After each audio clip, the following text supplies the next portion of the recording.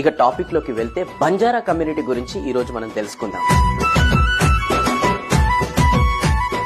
మన దేశంలో మొట్టమొదటిసారి బ్రిటిష్ వారి పైన పోరాడిన యోధులు, కండబలంతో తిరిగి లేని వీరులు, ఎందరో బ్రిటిష్ వారిని చంపిన ధీరులే మన బంజారా. అసలు బంజారాల చరిత్ర వింటే వాళ్ళకే కాదు భారతీయ ప్రజలందరికీ కూడా గూస్ బాంబ్స్ రావాల్సిందే. వారు దేశానికి పరిచయం చేసిన విషయాలు తెలిస్తే అందరూ గర్వంగా ఫీల్ అవ్వాల్సిందే.